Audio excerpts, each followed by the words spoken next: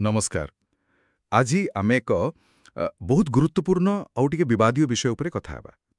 Karl मार्क्सଙ୍କ श्रेणी संघर्ष तत्व। हाँ, एटा एमिति गोटे विचार जहाँ बहुत दिन धरी माने राजनीति अर्थनीति समाज सबुको बहुत प्रभावित करिछि। एकदम। तो आम पाखरे जो विश्लेषणात्मक उत्स अछि सेही आधार रे आमे बुझिबाकू चेष्टा करिबा जे मार्क्सଙ୍କ मतरे इतिहास को प्रकृତରେ कोन चलाउछि आ तांको तत्वर मूल कथाटा कोन। मार्क्सकर से गुटे बहुत जनाशुना कथा अछि ना। हाँ, सेटा आजी पर्यंत विद्यमान समस्त समाजर इतिहास हेउछि श्रेणी संघर्षर इतिहास। हाँ, सेटा एई वाक्यटा ही आम आलोचनार केमिति कहबी आधार। तेबे आसंतु ए बड़ दाबीटाकू टिके खोली देखिबा। अच्छा, प्रथमे बुझिबा दरकार ए चिंताधाराटा क्यों समयरे केमिति आसिला। मार्क्स लेखुथिले 19 शताब्दी रे। सेतेबेले यूरोप रे चाली थाए शिल्प विप्लव। हाँ, बहुत बड़ परिवर्तनर समय सेटा। एकदम। भाबंतु टिके सीए समयकू चारिआडे नुआ नुआ कारखाना खोलुछि, लोके गाँ छाड़ी सहरकू आसुछंती, आउ एक पूरा नुआ अर्थनैतिक व्यवस्था पुंजीवादा सेटा जोर सोर रे बड़छि। तो एई जो उल्टा पलट चलीथिला से भितरे मार्क्स देखिले कि समाजटा मोटामोटी दुई भागरे बांटी ही जाउछि। गोटे पटे बुर्जुआ माने जो माने हेले मालिक, कारखाना जमी पुंजी एसबु तांको हातरे। हाँ, जाहाको कहंती उत्पादनर साधन। ठीक। आउ अन्य पटे प्रोलेतारिएत माने श्रमिक श्रेणी, तांको पाखरे निजर श्रम छड़ा बिकिबाकू आउ किछि नाही। हाँ, सेमाने बंचिबा पाई निजर से श्रम को ही बिक्री करुछंती बुर्जुआ मानंकू। हाँ, आ मार्क्स का जुक्ति थिला कि एई जो विभाजनटा एटा खाली गोटे अर्थनैतिक व्यापार नुहे, एइटी ही अछि संघर्ष आउ शोषणर मूल। अच्छा। आउ एई मूल संघर्षटा ही समाजर बाकी सबु जिनसकू आम राजनीति आईन एमिति कि आम भावना को भी गढ़ुछि। माने एते सीधा सड़क कथा। हाँ, एइठी तो मार्क्स कर से आधार आउ उपरी संरचना कथा आसुछि। ओहो। से कहिले देखंतु सबु समाजर गोटे अर्थनैतिक आधार थाए, माने इकोनॉमिक बेस, आउ सेटा ही तार उपरी संरचना को जेमती राजनीति आईन संस्कृति धर्म ए सबु को निर्धारण करे। अच्छा, तेबे आधारटा कोन? देखंतु एई आधार भितरे दुईटा मुख्य जिनिस अछि। गोटे हेला उत्पादनर साधन, जंत्रपाति कारखाना जमी पुंजी एसबु, आ द्वितीय हेला उत्पादनर संपर्क, माने लोक माने जिनिस तयारी करिबा बेले केउ सामाजिक संपर्क भितरकू आसुछंती, जेमती मालिक श्रमिक संपर्क। ओके। मार्क्सकर मूल कथाटा हेला जेउ गोष्ठी एई उत्पादनर साधन को नियंत्रण करुछि सेई गोष्ठी ही समाज रे शक्तिशाली होउछि आउ से अन्य गोष्ठी को शोषण करुछि। बुझिले। एठारे जहा रोचक से होउछि मार्क्स एई अर्थनैतिक संरचना को ही सबु किछिर मूलदुआ बोली देखुथिले। एटा अवश्य गोटे बहुत बड़ कथा आउ एहाकू नै परे बहुत प्रश्न भी उठिछि। से कथा आमे आगुको आलोचना करिबा। ठीक अछि। तेबे एई जो मालिक श्रमिक संपर्क कथा कहिले सेथिरे संघर्षटा सुचि केंती? देखंतु सेइठी तो स्वार्थर टक्कर होउछि। हाँ, दुई श्रेणीर स्वार्थ पूरा अलगा। बुर्जुआ बा मालिक से चाहिबो खर्च कम करी लाभ बढ़ाइबाकू, तो श्रमिकंकू जेते कम मजूरी देले चलिबो सेटा करिबो। आउ अन्य पटे श्रमिक बा प्रोलेतारिएत से चाहिबो अधिक मजूरी भल काम करिवार सुविधा। हाँ, तेणु एई दुईटा विपरीत स्वार्थ भितरे गोटे केमती कहिबी सबुबेले गोटे टणावटरा लागि रहिछि, एक विरोधाभास। एकदम। मार्क्सଙ୍କ मतरे पुंजीवादर एइटा ही मूल चरित्र शोषण। किंतु एई संघर्षटा कोन खाली मजूरी कथा किंबा कारखाना भितरे ही अछि? ना ना, आपण जो अर्थनैतिक संघर्ष कथा कहिले तार प्रभाव आहुरी बहुत बेशी। मार्क्स को जुक्ति थिला एइटा खाली फैक्ट्री की बजारर कथा नुहे। अच्छा। एही श्रेणी संघर्षटा राजनीति को एमिति की राष्ट्र को भी आकार देउछि। माने जो शासक श्रेणी अछि बुर्जुआ से निजर दबदबा बजाय रखिबा पाई राजनैतिक व्यवस्था आईन एसबु को व्यवहार करे। मार्क्स को दृष्टि रे तो राष्ट्र बा द स्टेट निजे ही गोटे जंत्र परी, गोटे श्रेणीर अन्य श्रेणी उपरे अत्याचार करिवार जंत्र। बापरे। तेणु जदि आमे एहाकू बड़ चित्र रे देखिबा मार्क्सଙ୍କ तत्व अनुसारे ଏହି ଶ୍ରେଣୀ ସଂଘର୍ଷ ସମାଜର ସବୁ ସ୍ତରରେ ଚାଲିଛି। ଅର୍ଥନୈତିକ, ରାଜନୈତିକ, ଏମିତିକି ଲୋକଙ୍କର ଭାବନା, ବିଚାର ସ୍ତରରେ ବି ଏକ ନିରନ୍ତର ଯୁଦ୍ଧ ପରି।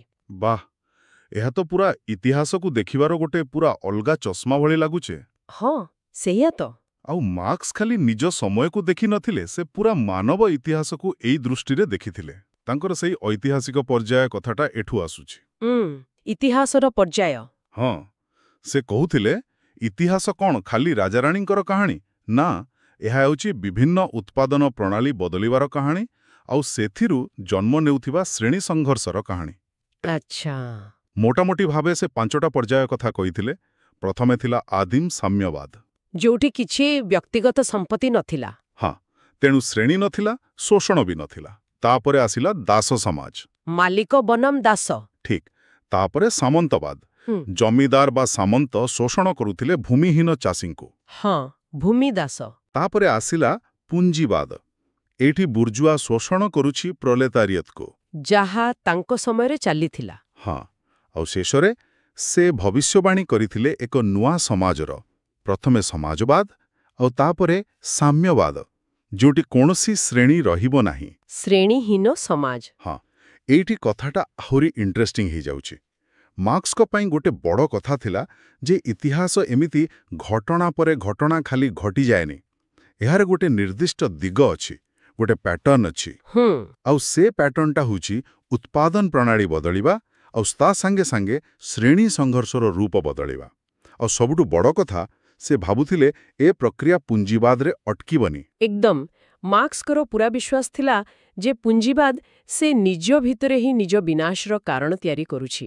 ଆଚ୍ଛା, କେମିତି? ସେ ଭବିଷ୍ୟବାଣୀ କରିଥିଲେ, ଦେଖନ୍ତୁ, ପୁଞ୍ଜିବାଦ ଯେତିକି ଦଢ଼ିବ ସେତିକି ତା ଭିତରେ ଯୋଉ ବିରୋଧାଭାସ ଅଛି ସେଗୁଡ଼ାକ ଆହୁରି ବଢ଼ିବ। ଆଉ ଶେଷରେ ଏଇଟା ଗୋଟେ ବିପ୍ଳବକୁ ଜନ୍ମ ଦେବ। ସେ କହିଥିଲେ ପୁଞ୍ଜିବାଦ ଯୋଗୁଁ ହିଁ ଶ୍ରମିକମାନେ ବହୁତ ସଂଖ୍ୟାରେ ଏକାଠି ହେବେ କାରଖାନାରେ। ହଁ, ଠିକ୍। ଆଉ ଏକାଠି କାମ କଲାବେଳେ, ଏକାଭଳି ପରିସ୍ଥିତିରେ ରହିଲାବେଳେ ସେମାନେ ବୁଝିବେ ଯେ ସେମାନଙ୍କୁ ସମୂହ ଭାବେ ଶୋଷଣ କରାଯାଉଛି। ଏଇଟାକୁ ସେ କହିଥିଲେ ଶ୍ରେଣୀ ଚେତନାର ବିକାଶ, କ୍ଲାସ୍ କନସିୟସନେସ୍।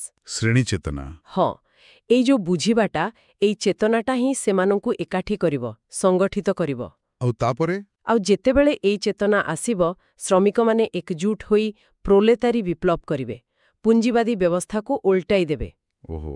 ଏହାପରେ ତାଙ୍କ କହିବା ଅନୁସାରେ ଗୋଟେ ସାମୂହିକ ସ୍ଥିତି ଆସିବ, ପ୍ରୋଲେତାରିଏତର ଏକଛତ୍ରବାଦ, ଡିକ୍ଟେଟରସିପ୍ ଅଫ୍ ଦ ପ୍ରୋଲେତାରିଏଟ୍। ଏହାର କାମ ହେବ ପୁରୁଣା ବ୍ୟବସ୍ଥାର ଯାହା କିଛି ବାକି ଅଛି ତାକୁ ସଫା କରିବା। ମାନେ ଏକ ସଂକ୍ରମଣ ପର୍ଯ୍ୟାୟ। ହଁ, ଏକ ଟ୍ରାନଜିସନ୍ ଫେଜ୍, ଯାହା ସାମ୍ୟବାଦ ପାଇଁ ରାସ୍ତା ତିଆରି କରିବ।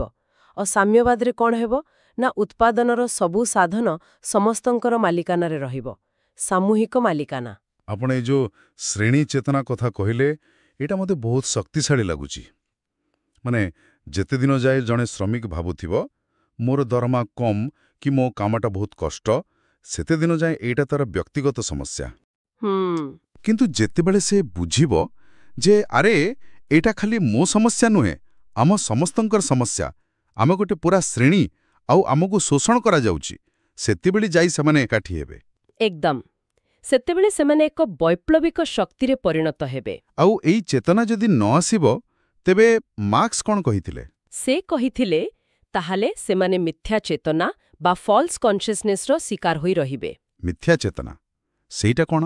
ମାନେ ଶାସକ ଶ୍ରେଣୀର ଯୋଉ ବିଚାରଧାରା ଅଛି, ଯେମିତିକି ପରିଶ୍ରମ କଲେ ସମସ୍ତେ ଧନୀ ହେଇପାରିବେ କିମ୍ବା ସମାଜରେ ଅସମାନତା ତ ସ୍ୱାଭାବିକ, ଏମିତି ହିଁ ଚାଲେ, ଏସବୁକୁ ସେମାନେ ନିଜରା ଭାବି ଗ୍ରହଣ କରିନେବେ। ଓହୋ, ବୁଝିଲି। ମାନେ ନିଜର ଶୋଷଣକୁ ସେମାନେ ଦେଖିପାରିବେ ନାହିଁ, ତାକୁ ସ୍ୱାଭାବିକ ମଣିବେ। ହଁ, ଏଇଟା ଟିକେ ଜଟିଳ ଲାଗୁଛି ନା? ହଁ, ଜଟିଳ ତ ନିଶ୍ଚୟ। ଆଉ ଦେଖନ୍ତୁ, ଏଇ ପୁରା ତତ୍ତ୍ୱଟା ଯେତେ ବି ପ୍ରଭାବଶାଳୀ ହେଉନା କାହିଁକି, ଏହାକୁ ନେଇ ଅନେକ ଗମ୍ଭୀର ପ୍ରଶ୍ନ ବି ଅଛି, ସମାଲୋଚନା ବି ଅଛି, ସେଗୁଡ଼ିକୁ ବି ଦେଖିବା ଦରକାର। ହଁ, ନିଶ୍ଚୟ। କ'ଣ ସେ ସମାଲୋଚନାଗୁଡ଼ିକ? ଦେଖନ୍ତୁ, ସମାଲୋଚକମାନେ ମୁଖ୍ୟତଃ କିଛି କଥା କୁହନ୍ତି। ପ୍ରଥମ କଥା ହେଲା ଯାହାକୁ କୁହାଯାଏ ଅର୍ଥନୈତିକ ନିର୍ଦ୍ଧାରଣାବାଦ। ଇକୋନୋମିକ୍ ଡିଟରମିନିଜମ୍। ମାନେ ଅନେକଙ୍କ ମତରେ ମାର୍କ୍ସ ସବୁକିଛିକୁ, ସବୁ ସାମାଜିକ ପରିବର୍ତ୍ତନକୁ କେବଳ ଅର୍ଥନୀତି ସହ ଯୋଡ଼ି ଦେଇଛନ୍ତି, ଯେମିତିକି ଅର୍ଥନୀତି ହିଁ ସବୁକିଛି ନିର୍ଣ୍ଣୟ କରୁଛି। କିନ୍ତୁ ସମାଲୋଚକ କୁହନ୍ତି ସମାଜକୁ ଖାଲି ଅର୍ଥନୀତି ଚଲାଏନି, ସଂସ୍କୃତି, ଧର୍ମ, ଲୋକଙ୍କର ନିଜ ନିଷ୍ପତ୍ତି, ଏମିତିକି କେତେବେଳେ ସଂଯୋଗ ବା ଚାନ୍ସ, ଏସବୁରୁ ବି ଭୂମିକା ଅଛି।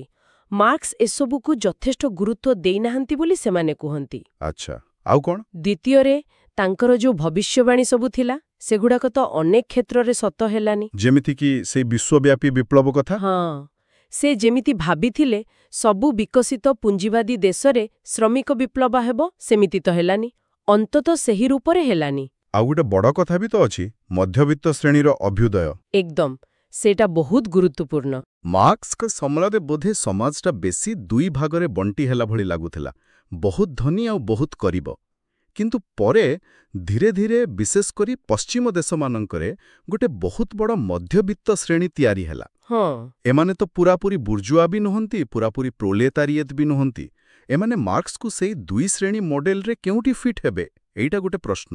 ନିଶ୍ଚୟ। ଆଉ ତା ସହିତ ଆପଣ ଦେଖିବେ କଲ୍ୟାଣକାରୀ ରାଷ୍ଟ୍ରର ବିକାଶ ହେଲା, ୱେଲଫେୟାର ଷ୍ଟେଟ୍, ଶ୍ରମିକ ସଂଗଠନ ଗଢ଼ି ଉଠିଲା, ସେମାନଙ୍କ ଚାପରେ କିଛି ସୁଧାର ଆସିଲା, ଶ୍ରମିକଙ୍କ ଅଧିକାର ବଢ଼ିଲା। ହଁ, କାମ କରିବାର ସମୟ କମିଲା, ସାମାଜିକ ସୁରକ୍ଷା ମିଳିଲା। ହଁ, ତ ଏସବୁ ଯୋଗୁଁ ଶ୍ରେଣୀ ସଂଘର୍ଷର ଯୋଉ ତୀବ୍ରତା ମାର୍କ୍ସ ଦେଖିଥିଲେ ବା ଆଶା କରିଥିଲେ, ସେଇଟା କିଛି ମାତ୍ରାରେ କମିଗଲା ବୋଲି ଅନେକେ କୁହନ୍ତି। ବୁଝିଲି। ଆଉ ଗୋଟେ ବହୁତ ମହତ୍ତ୍ୱପୂର୍ଣ୍ଣ ସମାଲୋଚନା ହେଉଛି, ମାର୍କ୍ସ କେବଳ ଶ୍ରେଣୀ ଉପରେ ଏତେ ବେଶୀ ଧ୍ୟାନ ଦେଲେ ଯେ ସମାଜରେ ଥିବା ଅନ୍ୟ ପ୍ରକାରର ଗୁରୁତ୍ୱପୂର୍ଣ୍ଣ ବିଭାଜନ ଆଉ ଅସମାନତାକୁ ସେ ଯେମିତି ଅଣଦେଖା କରିଦେଲେ। ଯେମିତିକି ଜାତି, ଧର୍ମ, ଲିଙ୍ଗଭେଦ, ଜାତୀୟତା, ଏସବୁକୁ ନେଇ ବି ତ ସମାଜରେ ସଂଘର୍ଷ ଅଛି, ଅସମାନତା ଅଛି। ଏଗୁଡ଼ାକ ବି ତ ଲୋକଙ୍କ ଜୀବନକୁ, ସମାଜକୁ ଗଭୀର ଭାବେ ପ୍ରଭାବିତ କରୁଛି। ହଁ, ସତ କଥା।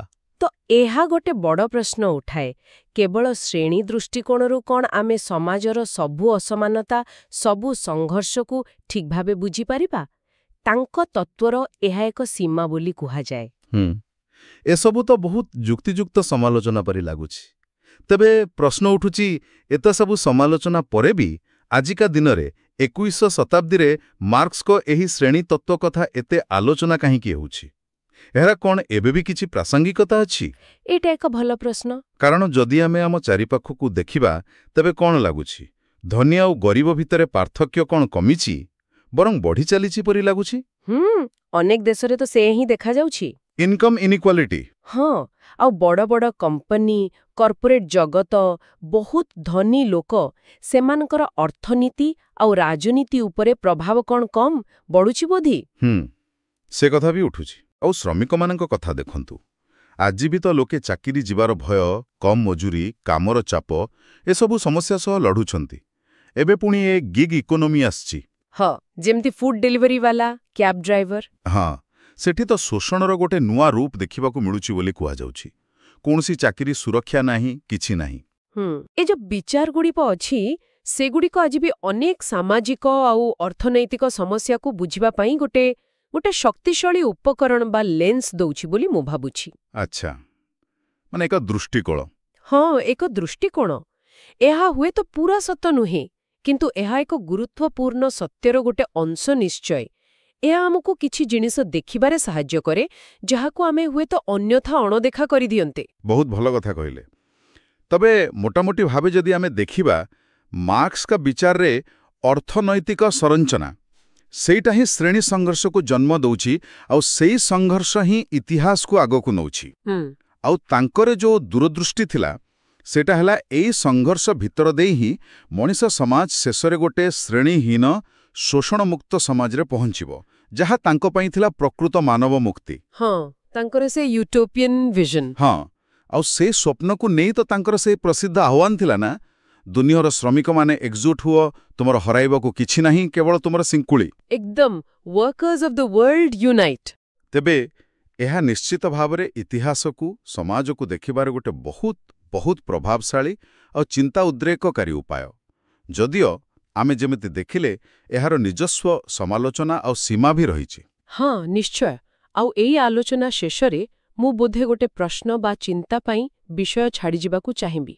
ହଁ, କୁହନ୍ତୁ। ଦେଖନ୍ତୁ, ମାର୍କ୍ସ ତ ମୁଖ୍ୟତଃ ଅର୍ଥନୈତିକ ଶ୍ରେଣୀ ଉପରେ ହିଁ ଫୋକସ୍ କରିଥିଲେ, ପୁଞ୍ଜିପତି ବନାମ ଶ୍ରମିକ। କିନ୍ତୁ ଆଜିର ଦୁନିଆ ତ ଆହୁରି ଜଟିଳ, ବିଶ୍ୱୀକରଣ ହେଇଛି। ତ ଏଇ ପରିସ୍ଥିତିରେ ଶ୍ରେଣୀର ଯୋଉ ଧାରଣା, ସେଟା ନିଜେ କେମିତି ବଦଳିଛି? ଭଲ ପ୍ରଶ୍ନ। ସେ ପୁରୁଣା ବୁର୍ଜୁଆ ପ୍ରୋଲେତାରିଏଟ୍ ବିଭାଜନ ଛଡ଼ା ଆଜି ଶକ୍ତି, ଅସମାନତା ଆଉ ଶୋଷଣର ଆଉ କେଉଁ ନୂଆ ନୂଆ ରୂପ ବେଶୀ ପ୍ରଭାବଶାଳୀ ହେଉଛି